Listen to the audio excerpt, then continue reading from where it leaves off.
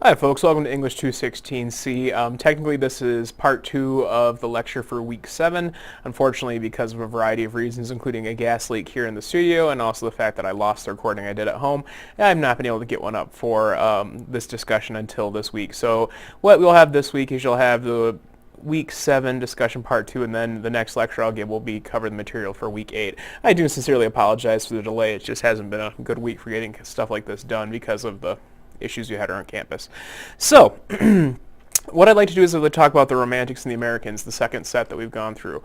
And we're going to start with an American who's actually probably one of the more famous American poets and writers, who's Edgar Allan Poe. And Edgar Allan Poe is possibly one of America's most famous poets. And also well known for his work in horror and detective fiction. Poe is actually probably one of the best known American writers, and he's also probably one of the most innovative American writers in the sense of what he's actually accomplished and the impact he's had on American arts and letters since then. He's kind of up there with Mark Twain for that matter. But he was very, very famous as a poet, and I think one of the best ways that I've ever heard Poe described is Poe is what's considered, Poe worked in the Gothic mode. In the Gothic mode,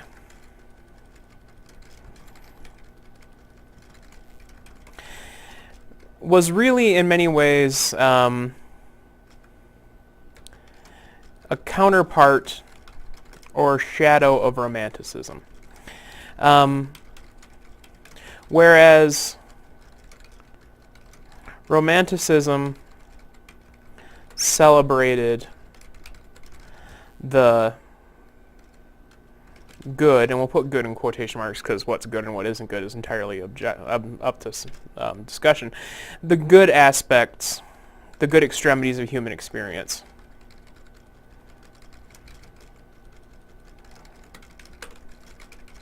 The Gothic embraced the negative extremities.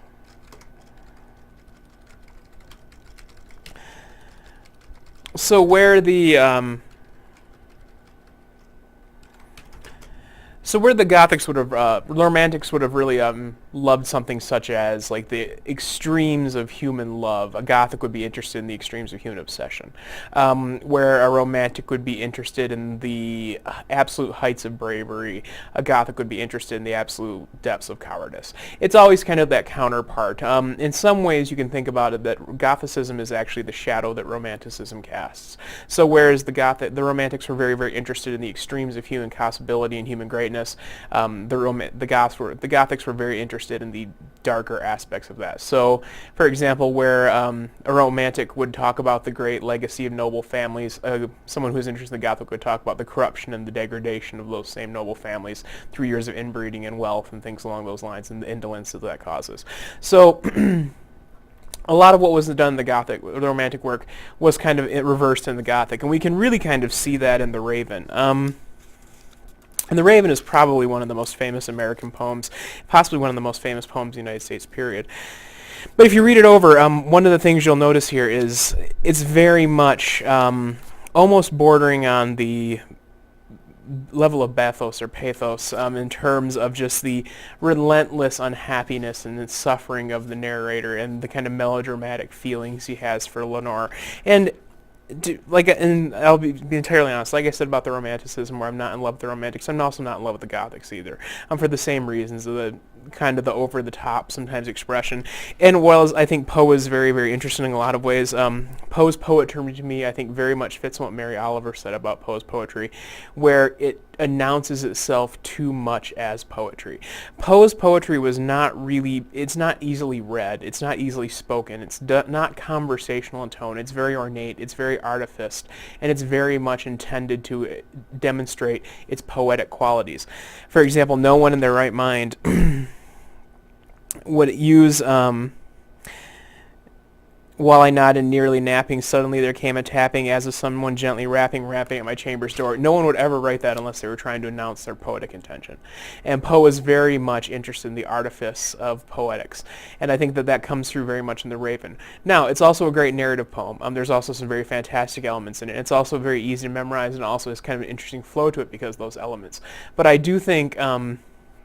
one of the things you'll see as we go through the semester and we start moving more into modernist poetry is one of the things that does get kind of abandoned is that very intense attention to artifice that we find in some of these earlier poets, especially in Poe.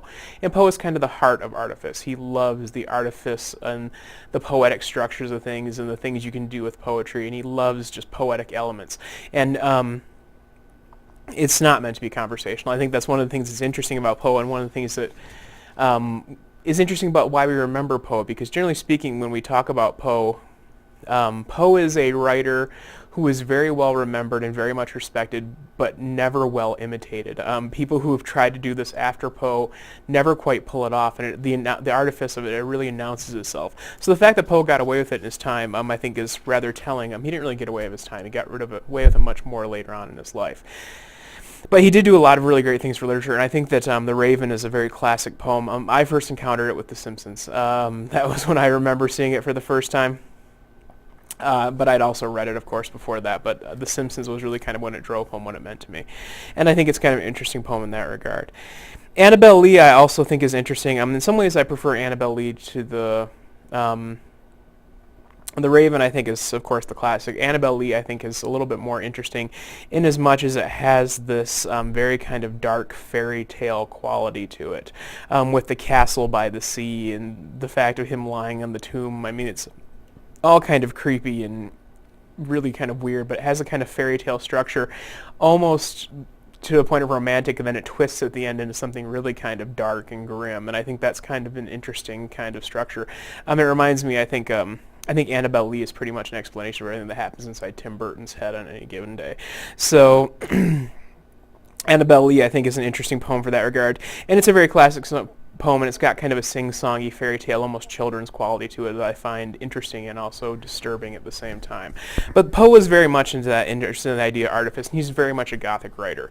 Nothing he writes is wildly happy. There's no poem that everything's going to be all right. For the most part, it's pretty depressing stuff, and it's pretty dark stuff, and that was very much the mode that Poe wrote in. After we talk about Poe, we go on to Alfred Lord Tennyson, and Tennyson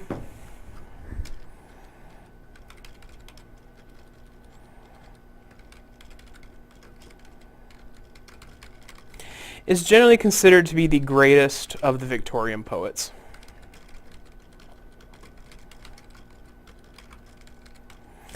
And he was the poet laureate of the United Kingdom for much of Queen Victoria's rule.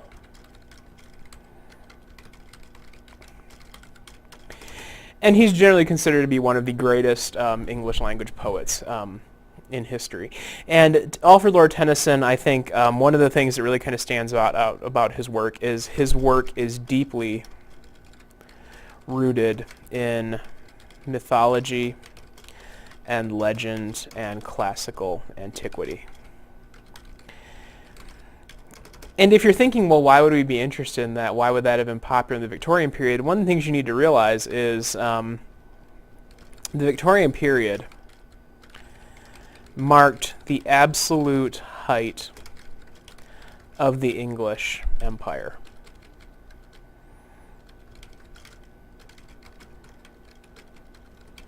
After the Victorian period, and after we start getting into the 20th century, England steadily begins to lose territories and powers it was holding. But during the Victorian period, this was the time when the United Kingdom held India. It had colonies all over the world. It was a powerhouse globally. It was probably one of, if not the largest global empires. There was the saying, "The sun never set in the English Empire," and that came around during Victoria's reign. So during this time period, the idea of empire and comparisons between the English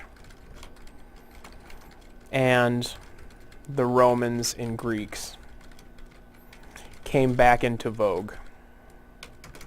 And I think that to some extent, and I would say that to some extent, explains Tennyson's popularity. So if we take a look at Tennyson's poems, for example, the first one I had you read, The Lotus Eaters, is very much based on the old Greek mythology as the people who ate the lotus fruit and became indolent and forgetful along the banks of the island that Odysseus and his men visit. And the Lotus Eaters is kind of the story of those sailors and that idea of their indolence and what happens to them. And it ultimately talks about why that's something they desire. And one of the things I think is interesting here is not only is Tennyson a really strong stylist.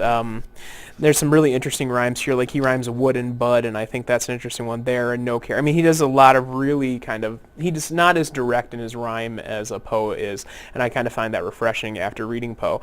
But one of the things I think Tennyson was really, really sharp with his language choices and his descriptions, and his narratives have kind of a really kind of powerful clarity to it that was really reminiscent of the Romantics, especially Coleridge and things along those lines. But I think the story he tells about Lotus Eaters about the Lotus Eaters here is a really interesting one, because it's really speaking to the fact that life is a lot of toil and suffering, and if you could find some sort of respite from it or some sort of escape from it, why wouldn't you? Now, I've heard it argued that the Lotus Eaters is in many ways referencing the opium problem in the United Kingdom during the Victorian period. This was kind of a time when opium was introduced to Victorian London, and opium was readily available, and there were in fact opium dens during this time period. How much of that is entirely true, I can't say, but I would imagine to some extent there is an influence here, because one of the things that it does seem to indicate is exploring the ways and the reasons why people would want to medicate themselves to get away from what their lives and their existences are like. And in the case of these sailors, for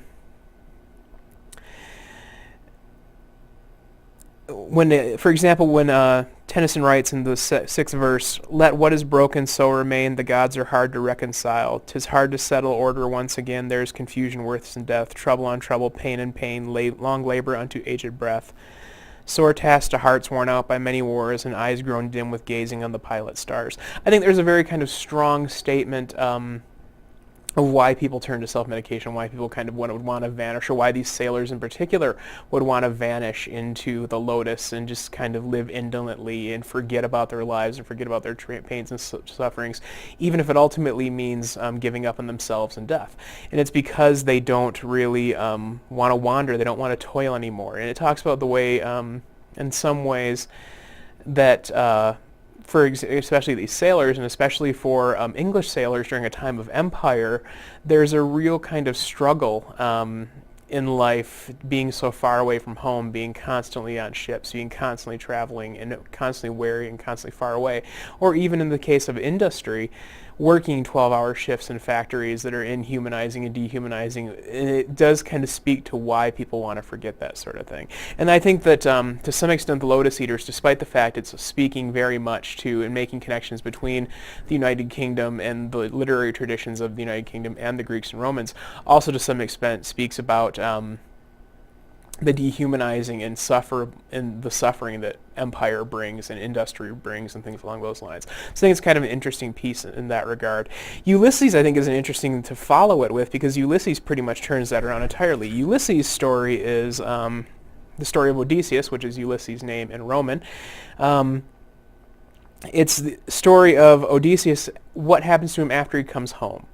And what Odysseus finds is, what Ulysses really talks about here is the idea that adventuring when you're young, then building an empire, what do you do next? What do you do when it comes time to die? Where do you want to die? How do you want to die? Do you want to die indolent in your bed in your home, or do you want to die out in an adventure? And ultimately, Ulysses, who ironically spends the entire book of spends the entire story of the epic poem of the Odyssey trying to go home after the war. He wants to go back out when he's an old man. He wants to have an adventure again. He doesn't want to die at home in bed. He wants to go out and kind of rage against the dying light, as Dylan Thomas would later write.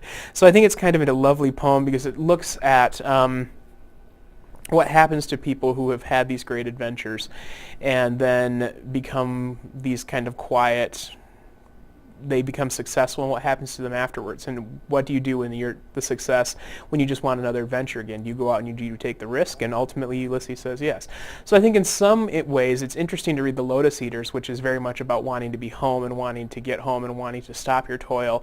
And Ulysses also does the look at the perspective of what happens after you've achieved that success, what happens if your toil's done, what happens if you've reached indolence, what do you want to do now, and I want to go back out and toil again. And it kind of creates this interesting cycle. And I think in some ways it's very reflective of human experience. We want times of excitement and strife and struggle, but we also want times of peace and quiet and relaxation. And it's the give and take between the two, I think, that kind of define our lives and make them interesting. So I think Tennyson does a good job in both those poems of kind of capturing that idea. And also speaking to the concerns of the United Kingdom as well. Let's go ahead and talk about Robert Browning. Robert Browning is really considered the second great Victorian poet. But to be fair, I prefer his wife's work. And his wife is Elizabeth Barrett Browning. And actually at the time they were married, Elizabeth Barrett Browning was more famous than Robert Browning. But Browning claims he found his voice in Italy. And much of his poetry is about the time they spent in Italy and they spent abroad. Also, Browning worked in the Gothic mode and wrote some interesting poetic monologues. And the two pieces I had you read of Browning's work, Porphyria's Lover and My Last Duchess, are both poetic monologues.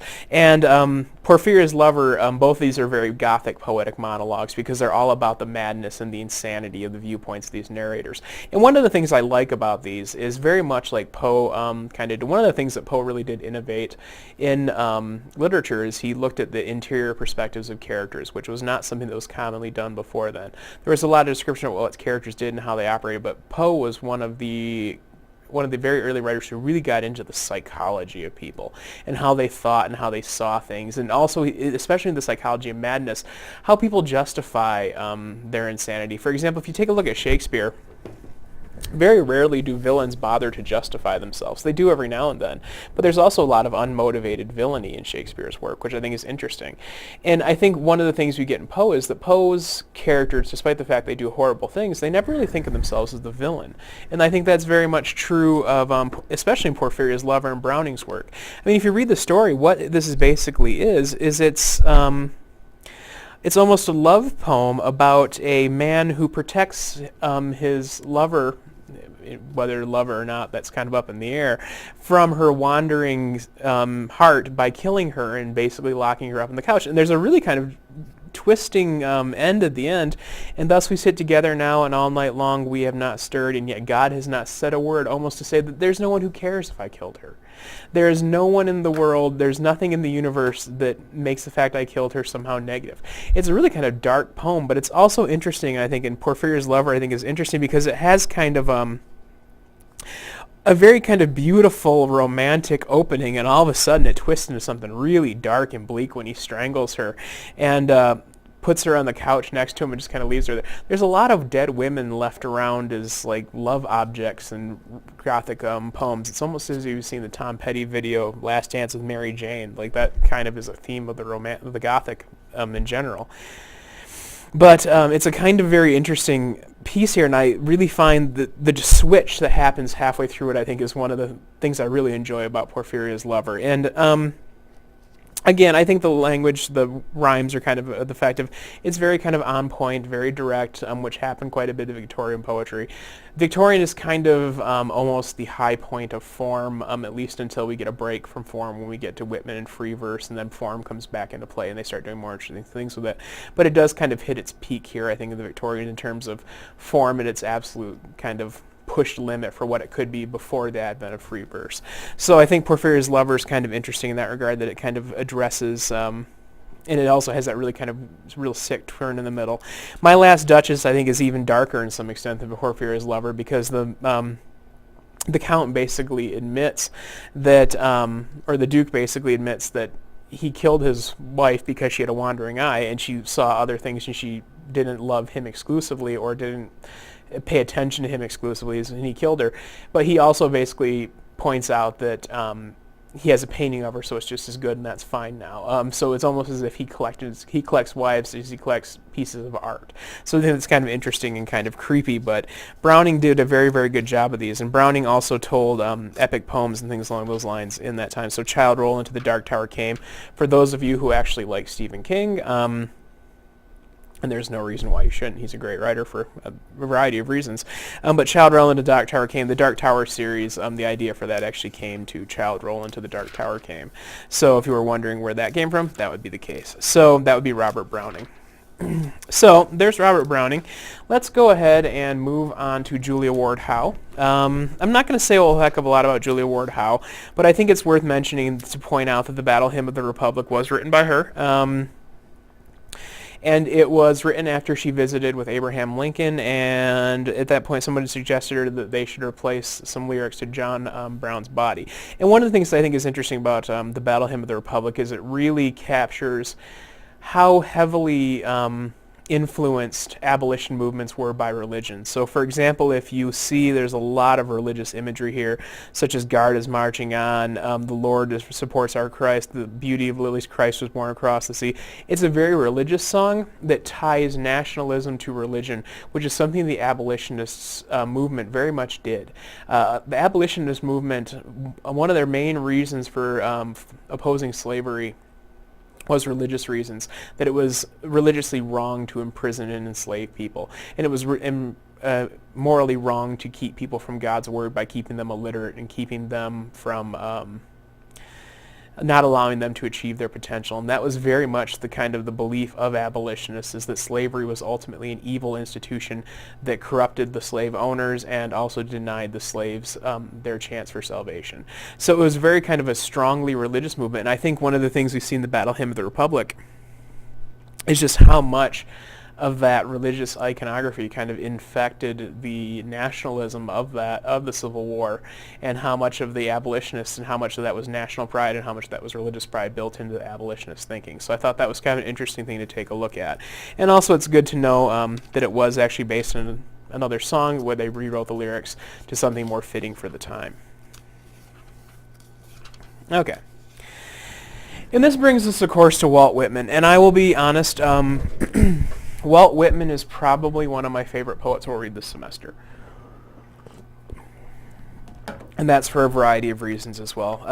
Walt Whitman, I would argue, was probably the most innovative poet in American history. I am hard-pressed to think of a poet who's done more and changed poetry more than Walt Whitman did. And that's very much because Song of Myself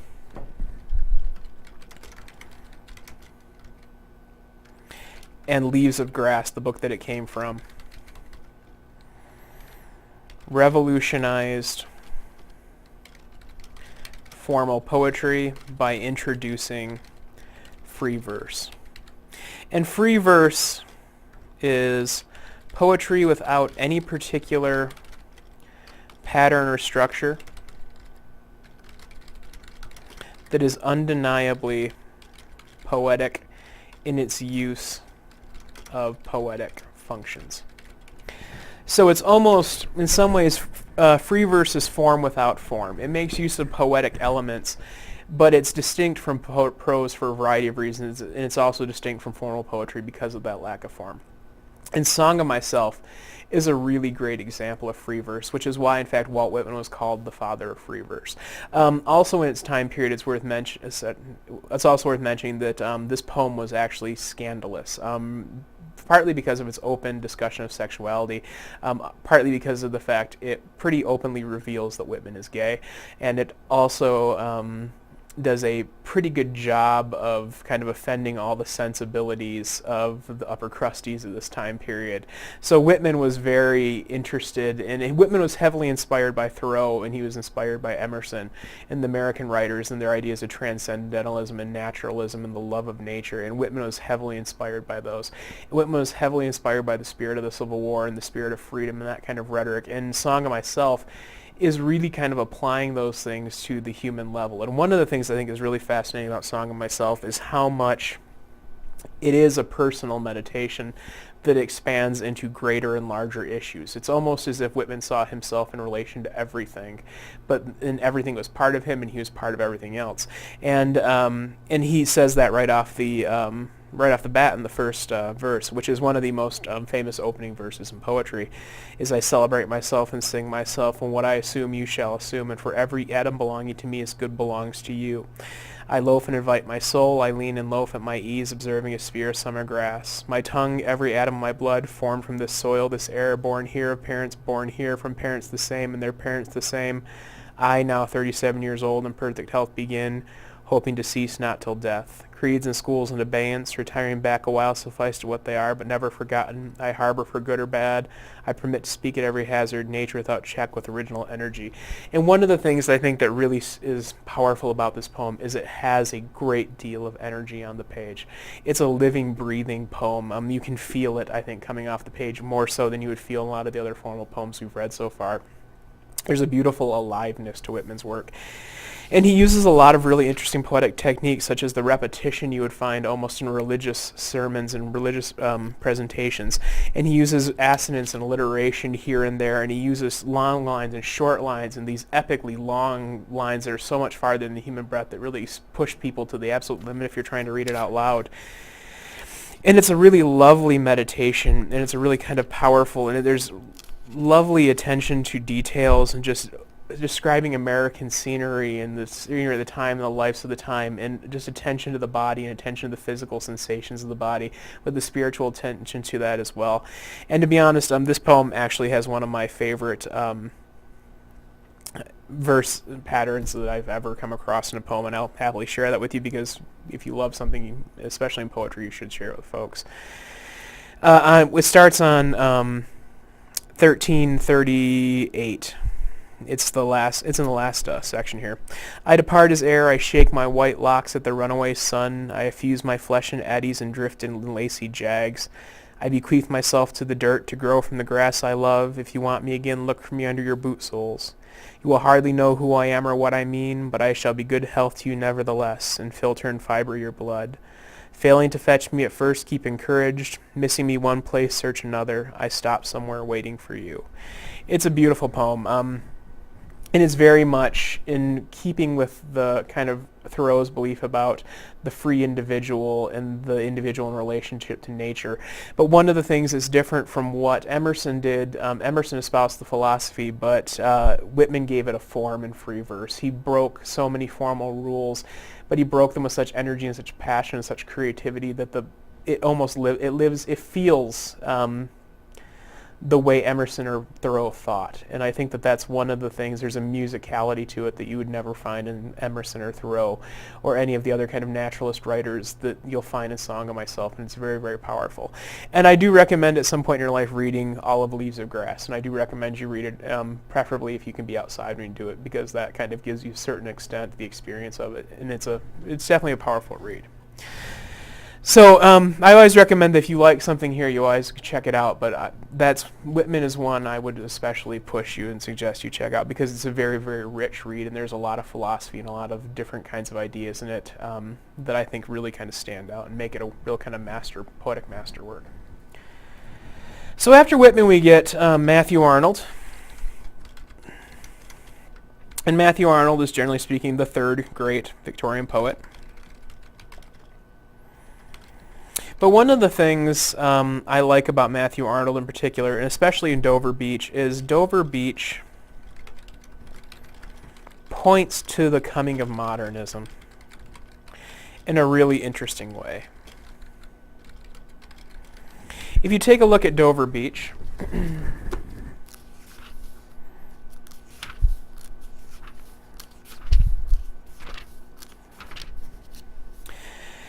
It's got kind of a lovely romantic start with the sea is calm tonight, the tide is full, the moon lies fair upon the straits and the French coast light.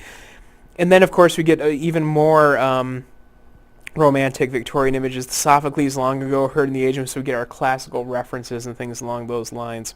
And then, of course, then we get the Sea of Faith, so we have this kind of beautiful image that's really the welling human springs of the world and what's there, and you find this kind of very powerful kind of reference to the romantic, and then it kind of retracts to some extent. And it's been doing this a little bit here and not there throughout. You get kind of a wave of romanticism kind of undercut by the reality of a situation.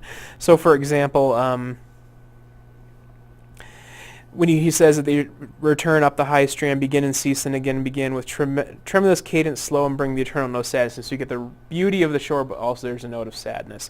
You get the strong reference to Sophocles and the Aegean Sea and the Greek reference in history, and then that's kind of, but that's about human misery. And then the Sea of Faith and things along those lines. But then you get to the end and it almost entirely retreats with this last verse here.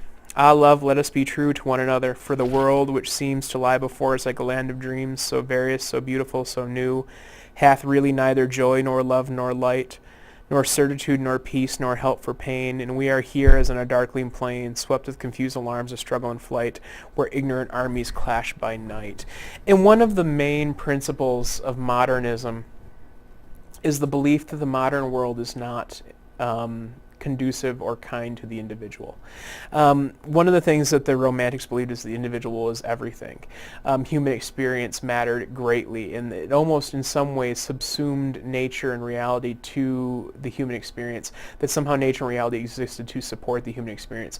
And that goes right out the window with modernism, because one of the things the modernists realize is the nature of the human societies and the nature of nature itself is very indifferent to us, especially human societies. Human societies are machine-like, is one of the things the modernists realize, and they're not kind to humans. They're not respective to the individual. The individual is subsumed by society.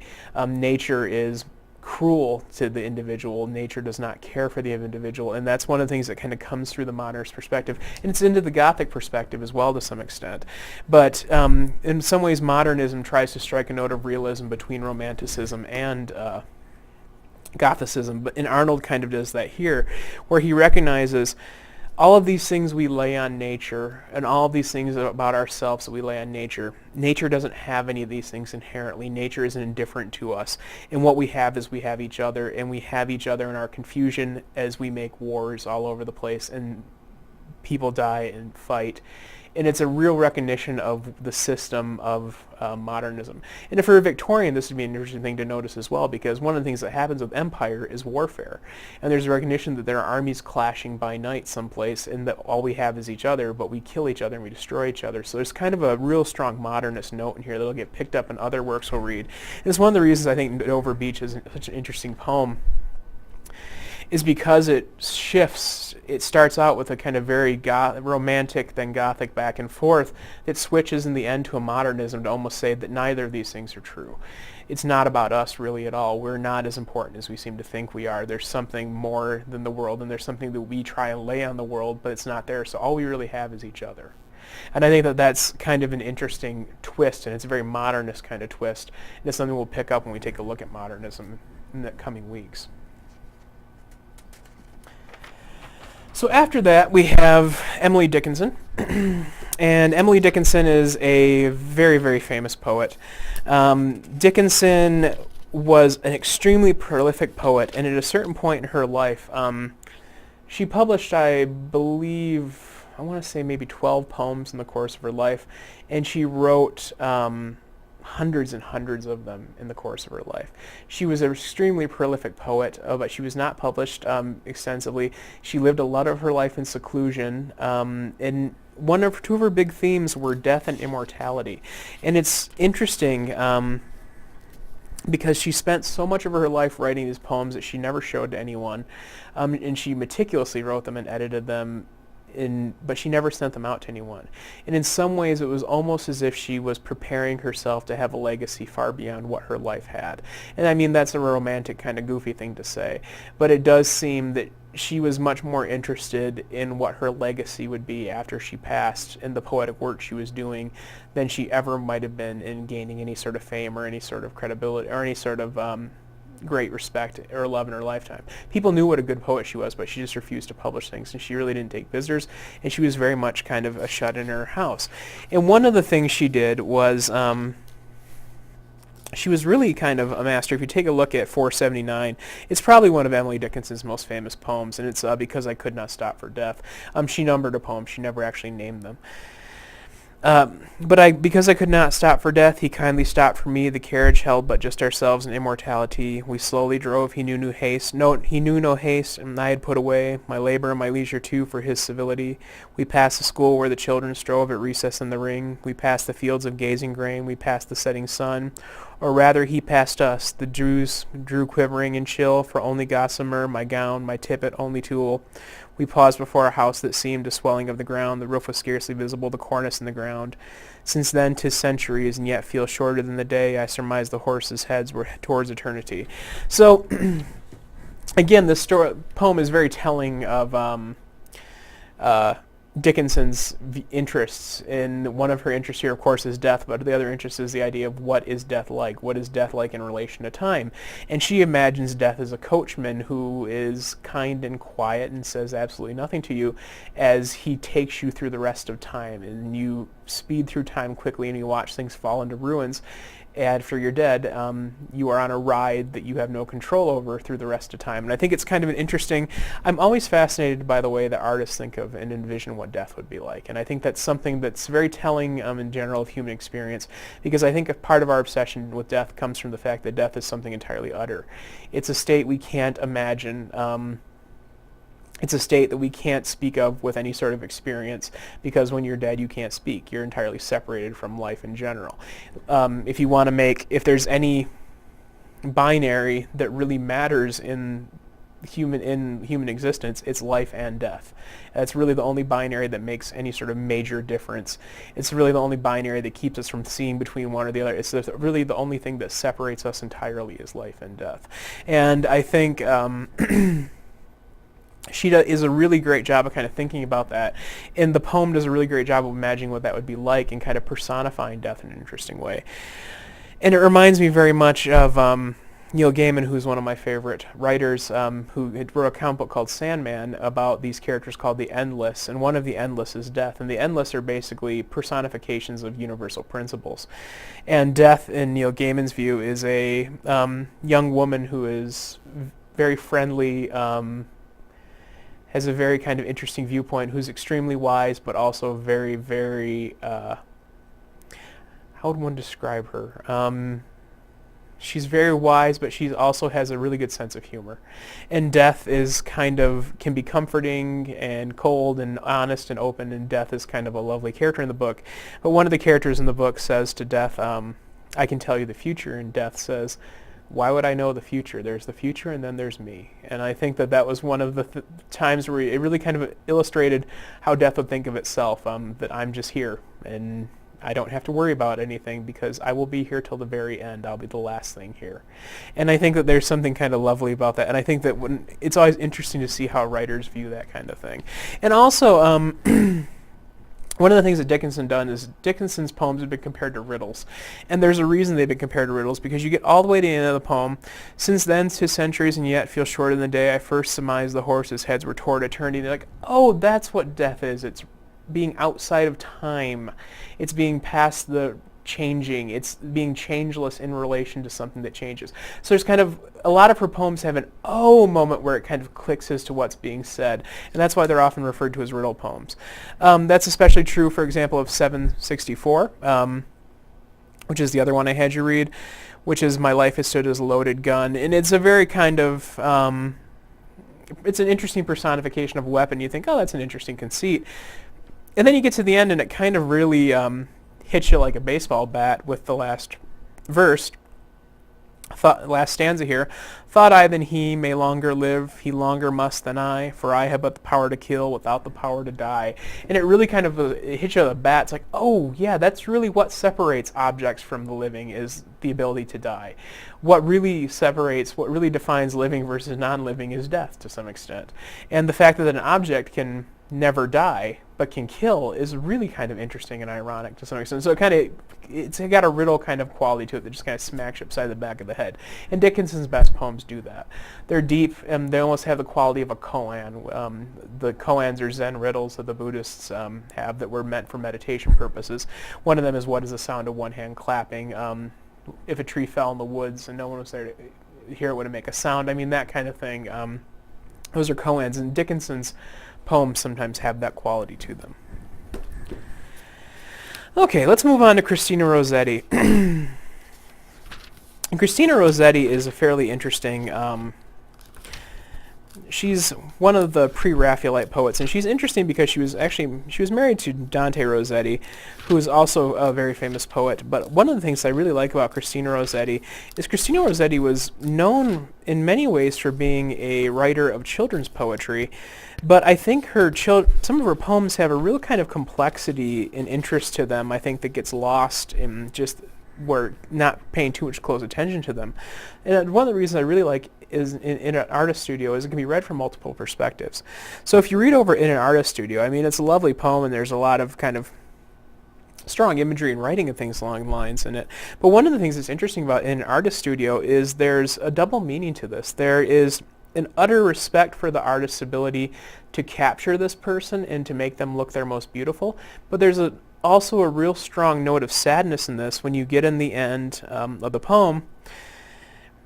Not wan with waiting, not with sorrow dim, not as she is but was when hope shone bright, not as she is but as she fills his dream. There's a real kind of recognition in Rossetti's poem here that despite the fact the artist can create this beautiful woman and has devoted himself to the beauty of this subject, which is beautiful and lovely, there's also the fact there's a human being this is based on who is ignored and left out of the picture, because that person is not allowed to grow, is not allowed to live independently from the work. It's an idealized form that the artist can't see. The artist will never actually see this person that he based the work on as a real human being with living potential and thoughts and dreams and hopes, who's something that changes through time. The artist will be stuck very much with this artistic, idealized, aestheticized vision of a person, as opposed to a person themselves who has to live under the weight of all of that. And there's something kind of sad to that, I think, to some extent. It reminds me very much of what Tom York of Radiohead once said. And he said, the first time I saw my face in a magazine cover, I thought I died. And it was because he was just not prepared to imagine himself as being somehow independent of his being or being some image that was held by others as opposed to who he really was.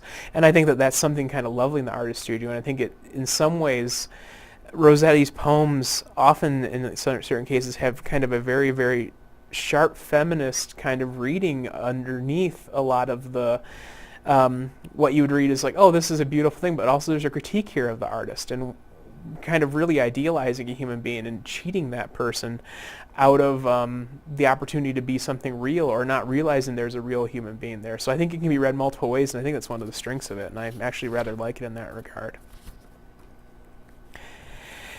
Okay, last but not least, let's talk about Lewis Carroll, or otherwise known as Charles Lutwidge Dodgson. So Lewis Carroll was the author of Alice in Wonderland and The Adventures of the Looking Glass, and Alice's Adventures in the Looking Glass. And Lewis Carroll's a really kind of interesting character. He was a mathematician who taught at Christ Church College in Oxford. He was also... and there's been a lot of things said about Lewis Carroll in terms of his personal life. Some people claim he was a pedophile. There's not a whole heck of a lot of proof to that. There is evidence he liked children, but there's also an equal amount of evidence that what he really, really liked were his colleagues' wives. Apparently he had adulterous affairs with a number of the wives of the people he worked with at Oxford. So take that in into your thoughts as well, but there's no real necessarily proof he was a child molester. He was a very strange person, though, for the most part, from what I've gathered. And I'm nowhere near a Dodgson scholar, but I do like the books. And one of the things I think is really fascinating, and one of the reasons I had us read Jabberwocky, is first of all, it's just a classic children's poem, and it's also a good example of nonsense poetry, which is poetry that really just plays with language for the sake of doing kind of interesting poetic things. So one of the things I really, really like about the Jabberwocky is if you pay close attention, let's go ahead and take a look at the first verse here. "'Twas brillig and the slithy toves did gyre and gimble in the wabe, all mimsy were the burrow groves and the mome raths outgrabe." If you read this over, you can actually figure out what the parts of speech are based solely upon where they're placed in the sentence. So "'twas brillig" is some sort of condition, so it's either an adjective or noun. And the slithy is definitely an adjective because it's preceding toves, which in English usually the adjective precedes the noun it describes. So you can have a reasonable assumption that slithy is an adjective that describes toves. Gyre and gimble, of course, are verbs because they're coming after did. In the wabe is very likely a location and very likely a noun because it's part of the prepositional phrase. It's the object of the sentence. All mimsy were the burrow groves. You can see exactly how the parts of speech are, and you can figure out what the things might be. Though you have no referent for what it is, you know what type of thing it is because you know where it falls in traditional English speech. And one of the things that's really, really interesting about the Jabberwocky is you can actually teach the parts of speech with the Jabberwocky with no referent whatsoever to what these things refer to. And interestingly enough, too, reading the poem, you get a clear sense of what's happening without really being able to picture anything in particular, because the word placement will tell you what you need to picture to some extent, and you can fill in the gap. So no one ever has, for reading the Jabberwocky the first time, has the same experience reading it. But everyone who reads it has a general sense of what these things are, or at least what they're referring to some extent because how they're placed contextually. And it's not until you get Humpty Dumpty's explication of the Jabberwocky, where he explains what all the things are, that you actually end up with a firm, fixed version of what the Jabberwocky is. And this is a really kind of interesting it's an interesting way to think about language, because one of the things that we talk about when we talk about semiotics, we talk about language, is that language is just a representation. Language is meant to be representative. It's symbolic. There's no actual connection between the word and the thing it describes, aside from the connection that we give it in our own minds through the repetition, through use, and through the connection of two things. So, for example, apple is not a real thing. Apple is a word on a page, but it's not an actual apple. And Jabberwocky does a really interesting thing of pointing out how much that's the case by giving you the word that you have no referent for ahead of the actual reference. So you are left to figure out what things are and assign your own meaning to it, and then afterwards Humpty Dumpty comes back and explains exactly what the things are. So you're really kind of in an interesting position, and it points out very, very strongly how much the association between words and things is entirely a work of our heads. It's a work of fiction. There's no actual association between the words and the things they represent, aside from the associations we give them. And Jabberwocky does a great job of pointing that out. And I think that's one of the strengths of the poem. So that's kind of what that kind of covers what I want to cover this week in relation to the, generally speaking, the Americans and kind of the Romantics, Victorians, and those who were heavily influenced by them after. Soon we'll be moving into modernist poetry, but before that, in the rest of the week, the next lecture, I'll actually talk about the Irish poets I had you read. One of the things I've done in the past, I followed more of a chronological structure. I think I might change the schedule up a little bit moving forward, not in terms of the work or anything we're doing, but in terms of how we're attacking the poets, and I might start breaking them up into more categorical representations of different poets. So we'll definitely, of course, cover the modernist poets. When we get into the postmoderns and things along those lines, we might be a little bit less movement-focused and a little bit more focused on different kinds of perspectives and experiences in poetry. So, for example, I'm considering putting together like a unit of just Native American poetry, a unit of just African American poetry, a unit of global poetry, maybe like a brief weekly unit of women's and feminist poetry. I mean, just kind of maybe looking a little bit less, looking at poems more in terms of experience and perspective than a little bit less in terms of the chronological canon of Western literature and poetics. So just might break that up a little bit, and I'll be working on that in the future. So if I do update the schedule, probably over spring break, and if there's any major schedule changes, I'll let you know. I think the assignments will all be the same for the most part. We'll just be looking at differently at how we're approaching the poets. All right, so if you have any questions or concerns, let me know. Otherwise, look for another lecture this week, and do make sure you're keeping up the work. Take care, be well, and I'll talk to you folks again probably tomorrow.